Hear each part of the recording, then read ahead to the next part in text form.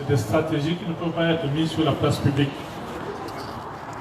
Puisque sinon, ça ne serait pas des stratégies. C'est des stratégies internes à la fois au parti et à la Côte 2020, puisque nous sommes dans une opposition où nous allons mutualiser. Voilà une réponse. Nous allons dans les prochains jours mutualiser les jeunes que nous choisissons pour surveiller les bureaux de vote. Il y a des endroits où j'ai plus de chances d'avoir des militants, il y a des endroits où le président Tchangé a plus de chances d'avoir des militants, il y a des endroits où le président Bozizé a plus de chances d'avoir. Donc nous allons mutualiser nos forces pour que la Côte 2020 surveille les élections. Vous savez que dans l'organisation de la Côte 2020, il y a les démembrements préfectoraux et sous-préfectoraux. On appelle ça les secrétariats permanents. Donc, dans chaque sous-préfecture, il y a une représentation de la Côte 2020 et en principe, il devrait y en avoir ici en France. Nous avons un pays qui est à mettre ça en place, mais c'est pour dire que même si nous n'avons pas un candidat unique au premier tour, si on arrive à le faire, tant mieux. Si ce n'est pas le cas, nous essaierons de rester soudés pour surveiller les élections au premier tour pour que tout ce que vous découvrez là n'ait pas lieu. Et au second tour, évidemment, il y aura la concrétisation de la mutualisation des forces, c'est-à-dire nous nous organiserons pour que tout le monde suive celui qui va au deuxième tour. Veuillez vous connecter au maximum, mesdames, mesdemoiselles et messieurs. En ce net moment, Monsieur Georges Deleguélé est en train de répondre aux questions de tous les participants, toutes les personnes ici présentes à l'université d'été de l'URCA en France. Vous avez cité les Russes, je ne peux pas me permettre de citer un pays ami, mais parlons de ça. Les préfets, les sous-préfets, les maires, les secrétaires de mairie, les ceci, les cela, toute l'administration, on pense que les gens sont MCU. Mais quelle est la preuve que ceux qui signent le décret ont, que ces gens qui ont été nommés là sont des MCU? C'est d'abord les Centrafricains. Quand vous et moi, on se plaint de ce qui ne va pas, vous pensez que le préfet ne se plaint pas? C'est un Centrafricain avant tout, non?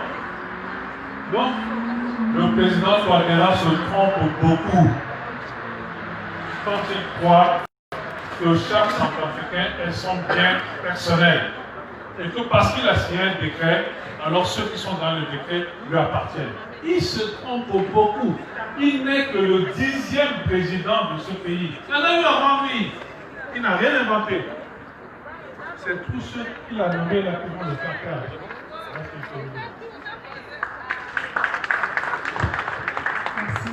Merci. Dans la foulée de la réponse que le président Deleguélé vient d'apporter, non, mais mon film, il y a déjà ça, moi. tout à l'heure, a été soulevé.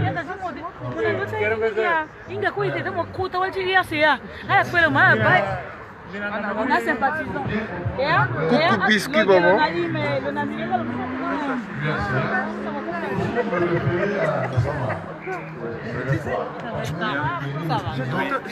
C'est quoi? Il faut il n'y a rien Nous avons fait plusieurs fois des élections dans ce pays. Une chose est sûre, pour répondre à la question de mon frère, s'il y a élection, nous y serons. J'ai appris, avec ma modeste expérience politique, qu'il ne faut jamais faire la politique de la chaise vide. Vous savez, pour l'histoire, 92, 93, le défunt président Colima voulait prendre son opposition à revers. Nous avons dit élection, allons-y. Nous savions que les dés étaient pipés. Nous sommes allés à ces élections en 92, il y a eu la première annulation. Il a usé de beaucoup de subterfuges. Mais les amis extérieurs aussi, qui voyaient l'évidence, ont dit, s'il avait pris entre temps, 2 ordonnances. Mais les amis extérieurs ont dit non, il faut abroger les 2 ordonnances. Nous sommes allés à des élections, Vous savez, pour l'histoire, quel rang il a occupé, tout en étant au pouvoir, pour nos jeunes frères. Non, il est arrivé en quatrième position. C'est-à-dire battu dès le premier tour. Avec tous les moyens de l'État qu'il avait. Aujourd'hui, est-ce qu'on peut dire qu'il y a État? De notre point de vue, il y a faillite de l'État. L'armée n'est que l'ombre d'elle-même. L'administration tend peut-être à montrer au président qu'elle est à sa botte. Mais il y a des exemples qui ne trompent pas. À l'Assemblée nationale, je suis député. Comme le président Dologuélé, comme Jean-Pierre Marat et comme le député de l'URCA ici présent. Vous savez combien de moyens financiers ont été débloqués? Il était question de donner 1 million à chaque député. J'ai honte de parler en tant que député parce que telle est la pratique aujourd'hui au sein de cette noble institution. La corruption. Devant tout le monde, à ciel ouvert. Mais nous avons réussi à faire de la pédagogie, même les députés MCU, parce qu'on a réussi à faire en sorte que le vote soit bulletin secret, ce que les gens de MCU ne voulaient pas. Nous avons réussi à modifier la tendance parce que nous avons imposé que le vote soit à bulletin secret. Et nous avons gagné. Vous croyez vraiment que les Russes sont si importants? Je suis d'accord avec vous qu'il faudrait non pas surestimer la puissance des Russes, mais non plus sous-estimer. Mais malgré cette présence russe, malgré les petits moyens que le Condé utilise pour acheter les consciences, mais il n'a pas réussi à modifier la Constitution. Pas du tout. Vous savez que la Cour constitutionnelle aussi s'est opposée à cela. Vous savez que plusieurs fois déjà, le pouvoir en place a perdu les conseils de manière retentissante, devant tout le monde, devant le tribunal administratif, devant la Cour constitutionnelle, que sais-je encore. Donc, il ne faut pas être dans une position fataliste, défaitiste. C'est un combat que nous allons mener et nous devons la mener. La diplomatie comme la politique ne se fait jamais sur les toits. Voilà, c'est pour ça que le président a raison de parler de stratégie. Cette stratégie, nous ne sommes pas dans la dernière pluie. Nous savons où est-ce qu'on va aller si à l'élection, nous irons à ces élections-là. Mais nous savons qu'en même temps, nous essayons de faire tout l'effort diplomatique pour convaincre le G5, qui au départ n'était pas acquis à notre cause. Il a fallu faire toute une action musclée pour les convaincre devant les réalités. Et de plus en plus, ils ont compris qu'on ne peut pas laisser ce président aller de cette manière-là, parce qu'après tout, c'est ce qu'on fait qui finance les élections. L'Union européenne en particulier. Est-ce qu'ils vont continuer à prendre de l'argent du continent européen pour financer des élections qui demain vont créer des problèmes dans le pays? Davantage encore. Donc, élections, si demain il y en a, nous irons à ces élections. Croyez-moi. Merci. Merci, monsieur Béat. Donc, je demande au propriétaire de la voiture Ford Focus BA035 FJ de bien vouloir déplacer sa voiture parce que ça bloque la sortie à d'autres véhicules. Donc, la Ford Focus BA035 FJ. Donc, je vais prendre un jeune de ce côté-là. Oui, monsieur, si vous avez des questions.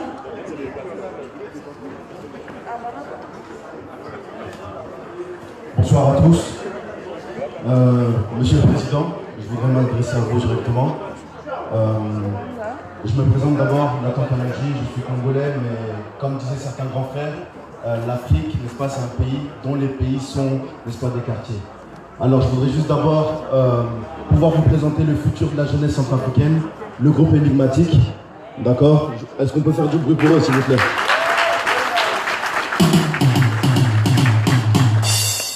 Monsieur le Président, vous avez là un très bel exemple de votre futur.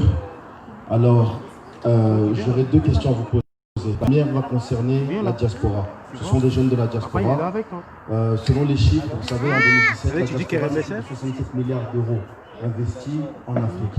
Alors déjà, qu'est-ce que vous comptez faire si le fonds vous est donné? Qu'est-ce que vous comptez faire pour pouvoir justement favoriser les investissements de la diaspora en Afrique? Parce que c'est l'un des leviers, on parlait des leviers tout à l'heure, c'est l'un des leviers qui, je pense, pourra permettre le développement de l'Afrique et de la Centrafrique.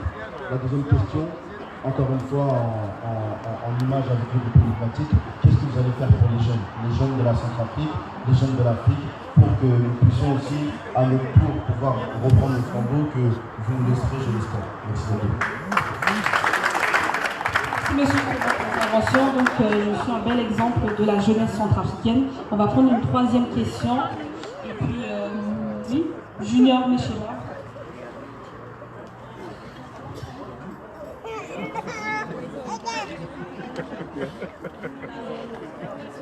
Soyez patients, s'il vous plaît. Tout le monde aura la parole aujourd'hui.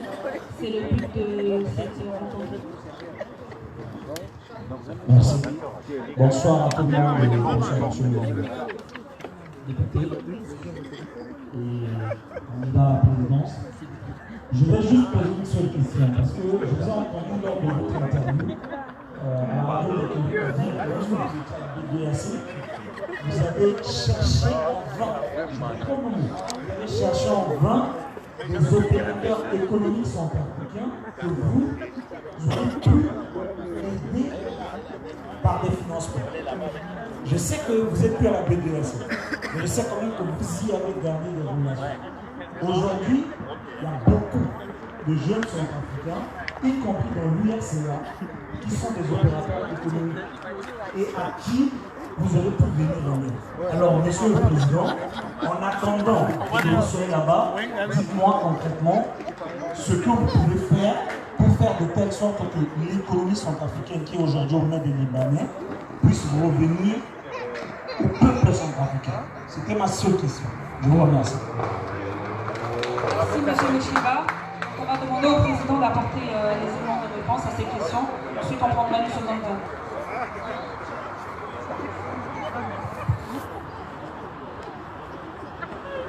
Sur la diaspora. La diaspora a besoin, la diaspora centrafricaine, a besoin, comme les autres diasporas, surtout en Afrique de l'Ouest, a besoin d'investir dans une maison en Centrafrique sans perdre son argent.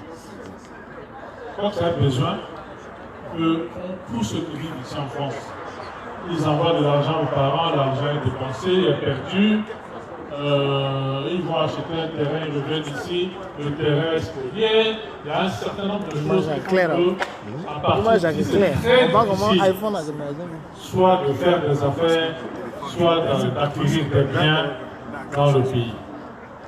Nous n'inventons pas la roue.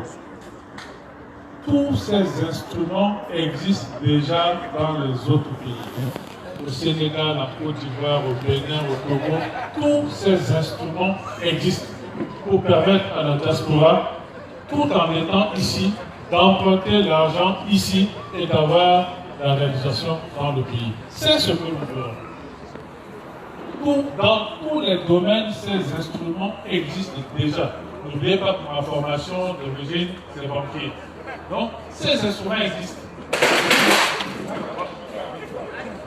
Nous allons seulement faire ce que font les autres et qu'ils font bien. Nous allons adapter tous ces instruments à notre pays pour que vous puissiez, jeunes de la diaspora, investir dans votre pays. Pour ceux qui ont de l'argent. Maintenant pour la jeunesse. C'est-à-dire un jeune qui a terminé ses études et qui a envie de faire quelque chose dans son pays et qui a besoin que l'État prépare le terrain pour qu'il rentre. C'est précisément pourquoi nous disons que notre projet de société est basé sur le secteur privé, sur l'entrepreneuriat. Si vous avez un jour l'occasion de lire le projet de société, nous prévoyons de créer une maison de l'entreprise. C'est-à-dire toutes les conditions pour permettre à un jeune d'avoir des petits outils bancaires pour réaliser des projets. Nous allons y penser et je crois que c'est la clé pour que les jeunes puissent oublier qu'ils ne font des études que pour rentrer dans l'administration, mais qu'ils peuvent aussi, en ayant fini leurs études, être des opérateurs économiques. Nous allons mettre tous les instruments en place pour les y aider. Alors sur l'économie centrafricaine, beaucoup de gens me posent cette question en disant mais vous voulez être président, mais pourquoi vous ne créez pas des entreprises pour embaucher des gens? Gourou. J'ai la faiblesse et la modestie de vous dire, je n'ai jamais été un homme d'affaires. Je n'ai jamais été qu'un salarié. Donc je n'ai pas les moyens de créer une entreprise pour embaucher des entreprises. Si j'avais les moyens, je l'aurais déjà fait, puisque c'est la meilleure manière de devenir riche, c'est d'être entrepreneur. D'avoir une entreprise, je n'en ai pas.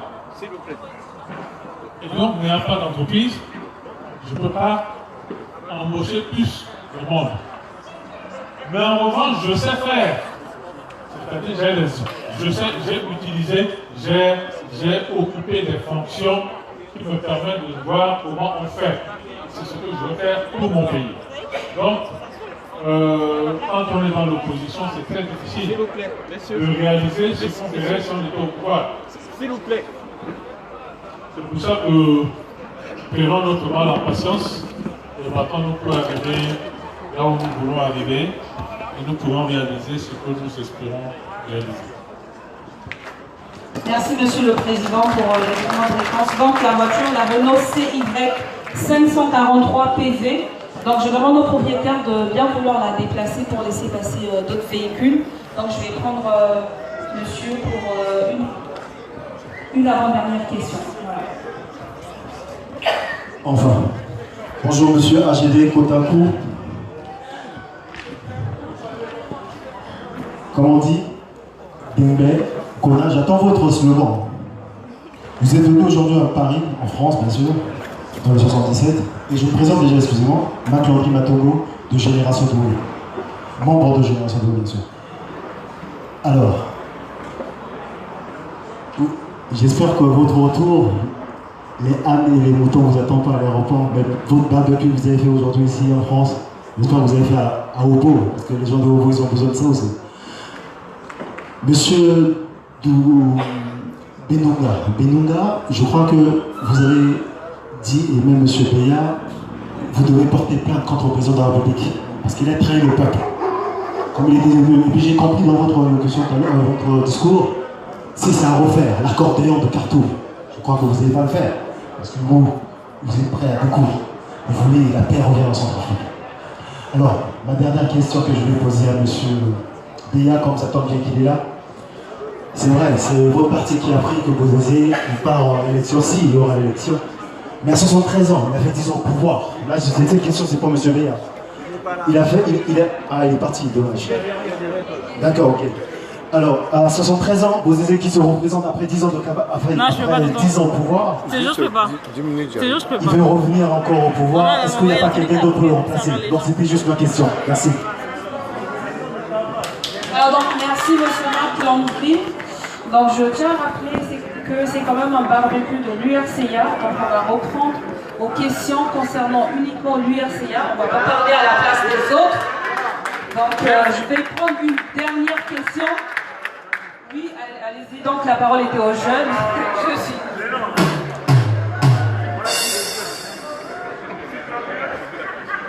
Bonjour à tous et bonjour aussi au président de l'URCA. J'avais une question aussi pour M. Beya, parce qu'il a parlé ici de la formation. La parenthèse que tu viens de faire, je vais lui poser la question.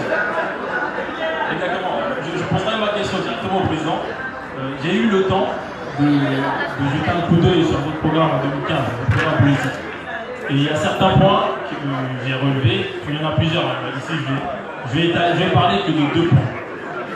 Il y a un point qui m'avait été choqué quand vous parlez de la relance de notre pays et vous parlez justement de faire passer la recette de l'État qui avoisine à peu près les 100, si je dis pas de bêtises, c'est à peu près 100 et quelques milliards. Et vous voulez faire passer ce chiffre-là à plus de 1000 milliards de recettes. C'est-à-dire ici, mathématiquement, on parle de 900% d'augmentation de la recette de l'État. Est-ce que je voulais vous poser une question? Comment vous allez vous prendre pour justement y arriver à passer de 100 milliards à plus de 1000 milliards de recettes? Et ça, vous l'avez précisé, c'est lors de votre premier mandat. C'est-à-dire les 5 ans, les 5 premières années, vous allez faire passer justement les recettes de l'État de 100 à 1000 milliards. La deuxième question, c'est sur l'endettement de la République centrafricaine. Notre pays est très endetté, ça, il ne faut pas faire la magie pour comprendre. On est un État qui vit aujourd'hui grâce aux dons que font les États. Il y a l'Union européenne qui injecte aussi du financement dans le financement global de l'État. On vote chaque année des budgets qui sont déficitaires. Et justement, pour combler ces déficits-là, c'est éventuellement avec des dettes qu'on va combler. Et vous parlez justement dans votre programme de plus de 2000 milliards de francs CFA. Donc c'est un endettement. Là, on fait face justement à un endettement qui est quand même chronique. Et je voulais savoir comment vous allez faire justement pour rembourser ces dettes-là. Parce que je suis là. Vous allez diriger le pays pendant quelques années. Après, vous ne serez plus là. Je pense que nous, nos enfants, etc., on va se retrouver face à ces dettes-là. Comment ça va se passer? Voilà ces deux questions que j'aimerais vous poser. Merci. On va laisser le temps au président d'apporter les éléments de réponse à ces questions. Ensuite, on va boucler notre séance d'échange avec deux dernières personnes pour les questions et puis on va passer à la suite du programme.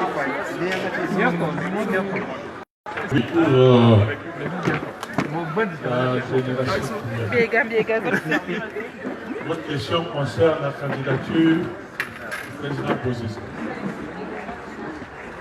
Je ne sais pas si vous connaissez l'âge du président Donald Trump. Il est beaucoup plus âgé que le président Bozizé.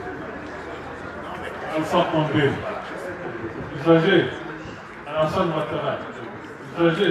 Je peux citer 10. Ce n'est pas une question d'âge. Ça, c'est la première chose.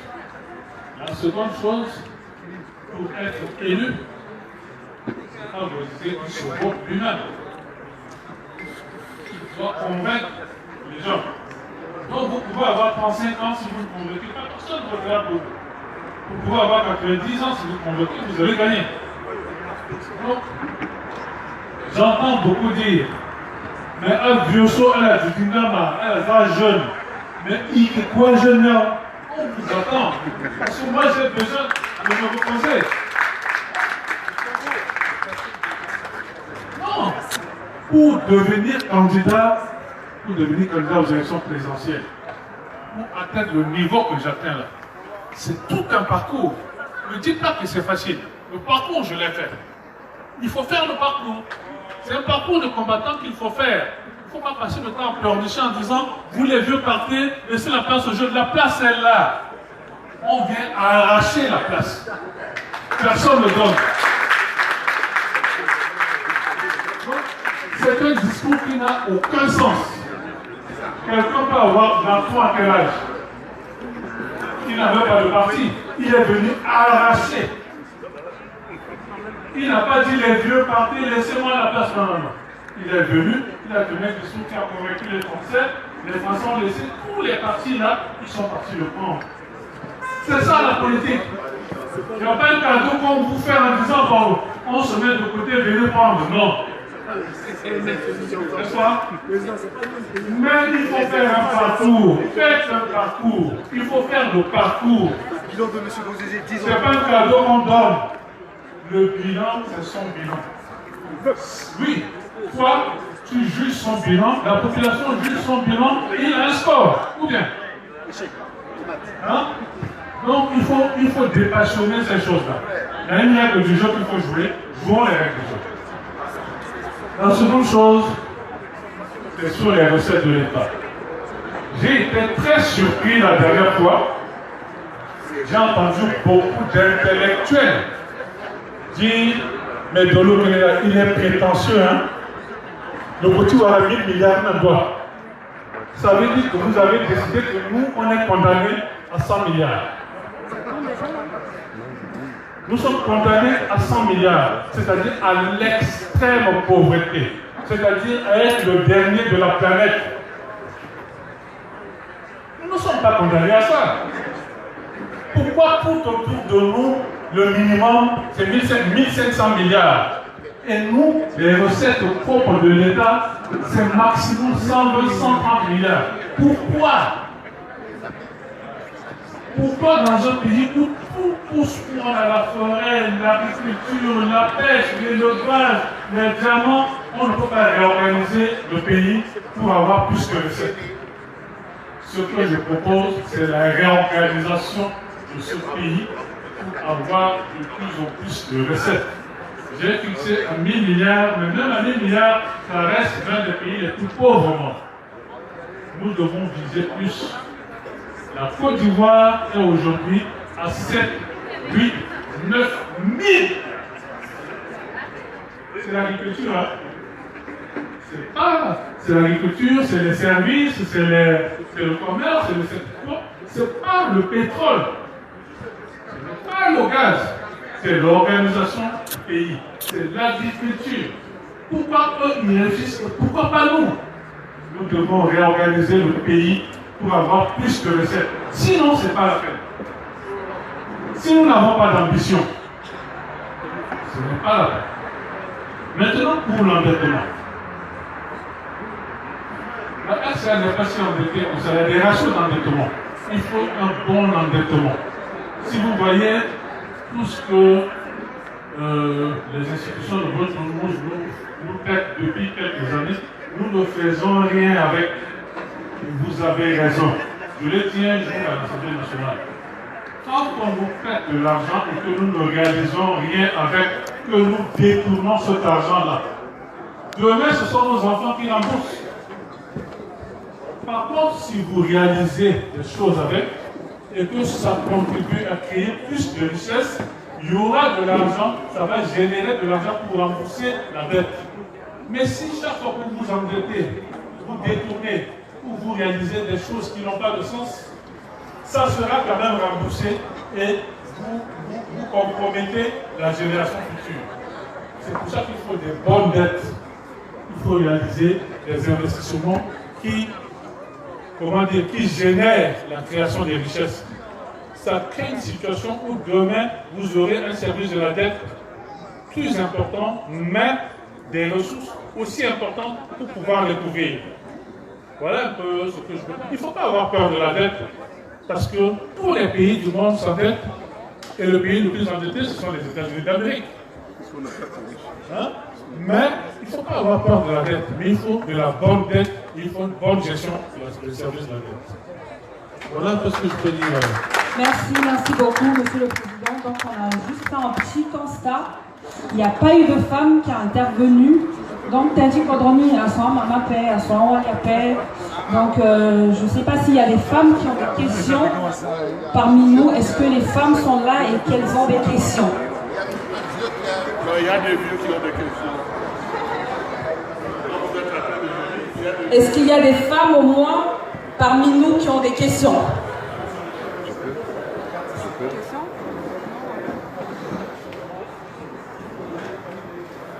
Donc je vois qu'il n'y en a pas. Il n'y a pas de femmes. Je vais les relancer encore une dernière fois. Est-ce qu'il y a des femmes qui ont des questions qui sont parmi nous? D'accord, merci maman. Alors, est-ce que vous pouvez utiliser juste le micro du président pour vous éviter de vous déplacer? Merci. Barawaliko.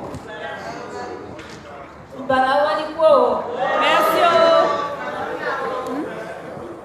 Merci Nala, parce qu'elle a ça pour la mingi. Il va à bouger, à la bouger, vous travaillez beaucoup. Et je voudrais seulement vous dire une chose. Nous avons voté le quota. Alors si nous ne nous mettons pas au niveau de ce quota-là, et maintenant, comment nous allons faire? Je voudrais aussi vous dire une chose. Soit la paix. Je veux vous dire ça.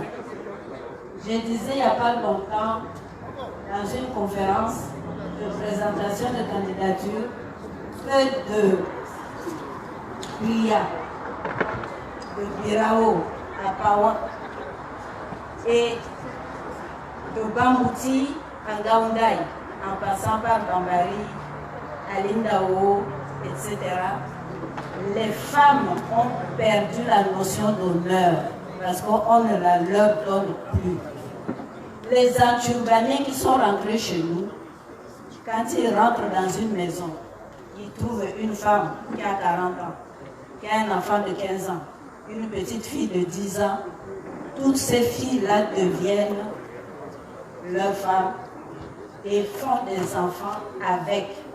Ce n'est un secret pour personne, mais il y a un silence assourdissant là-dessus. Je suis femme, j'ai fait des enfants, j'ai des petits-enfants, j'ai des arrière-petits-enfants.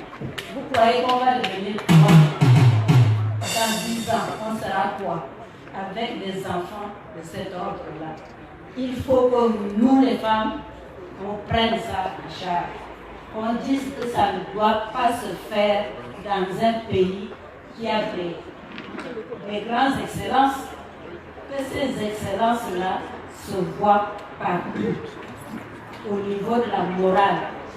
Quand je vois que nous parlons maintenant de l'ensauvagement de la Centrafrique, en sortant les bêtises que nous avons faites et que nous faisons au grand jour, et que les gens sont contents d'écouter ça, au lieu de leur demander « vous étiez où ?»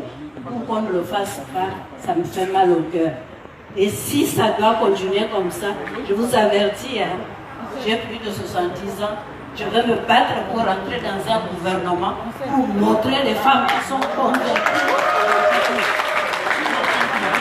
Qu'est-ce qu'elles sont capables de faire?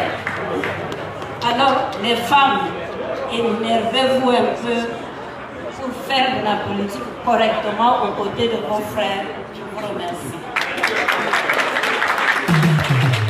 Merci beaucoup. Vous venez d'écouter Madame Cousin, pour ceux qui ne la connaissent pas. Merci beaucoup à tous les intervenants, donc à toutes les personnes qui ont posé des questions. Et merci aussi à Monsieur le Président pour ces éléments de réponse. Merci aussi aux Monsieur les députés qui sont parmi nous et nos distingués invités. Donc on va passer à la prochaine étape. Je vais juste accorder la parole à Monsieur.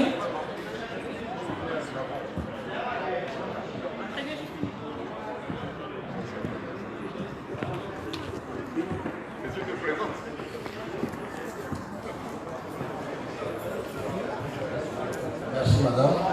Moi je ne suis pas centrafricain. Je suis tout simplement africain. Non pas parce que je suis né en Afrique, mais parce que l'Afrique est née en moi. Tout simplement. Donc ce qui veut dire, pour faire hommage à notre ami, à notre frère, qui tout à l'heure s'était présenté comme métis. Métis ou mulâtre, c'est à vous de choisir le mot qui convient. Alors, moi je vais dire une seule chose, une certaine chose, c'est que lorsque j'entends le président de Logéré parler, je l'ai déjà vu une fois, c'est la deuxième fois que je le vois, mais mes amis m'en ont toujours parlé. Mes amis centrafricains m'en ont toujours parlé. Alors je trouve en lui un Sankara, je trouve en lui un Nkrumah, je trouve en lui un Simaro Sonibio, et je trouve en lui beaucoup d'Africains qui ont été poussés à la mort ou qu'on a détruits. Pour qui nous demandons aujourd'hui qu'on nous restitue leur cadavre ou des éléments appartenant à leur corps. Et vous voyez mes amis, je suis du Togo, je suis togolais, on m'appelle Anjaron, Julien, mais en tout cas je suis africain. Et ce qui intéresse, ce qui est le problème de notre République centrafricaine est mon problème. Nous ne devons pas dire ça se passe dans cette maison, c'est pas mon problème. Ce qui se passe dans ma maison est mon problème. C'est l'unique qui nous reste. Voilà, c'est Twitter. Ouais. Nous devons les choisir. Nous devons les choisir. Monsieur Wilfrido Mecheba, bonjour, bonsoir. Bonsoir. Voilà. Alors, vous êtes le président du bureau fédéral de l'URCA France. Vous avez organisé l'université d'été. Pourquoi l'université